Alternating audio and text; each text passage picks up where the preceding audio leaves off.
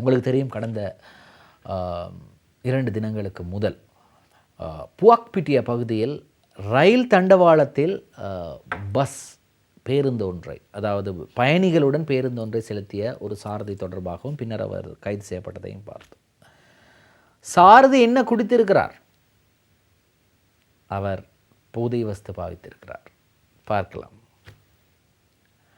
இன்றைய மௌபிம பத்திரிகையிலே தான் இந்த செய்தி வெளியாகி இருக்கின்றது. புவாக்பிட்டியதி ரேல்பாரே பஸ் செலவு ரியதுரா ஐஸ் கால. ஐஸ் என்று சொல்லப்படுகின்ற போதைப் பொருளை பாவித்து தான் அவ்வாறு வீர சாகச செயலை செய்திருக்கின்றார். அவர் ஐஸ் பாவித்து தான் அந்த பஸ் வண்டியை ரயில் பாதையில் செலுத்தியிருக்கின்றார். காரணம், அவர் சாதாரண மனநிலையில் அவர் இல்லை.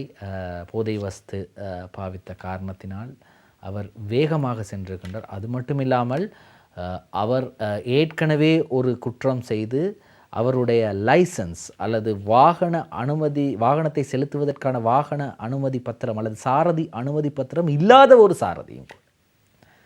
அப்படிப்பட்டவர் இன்னும் ஒரு தவறையும் செய்திருக்கின்றார். அது மிகப்பெரிய தவறு.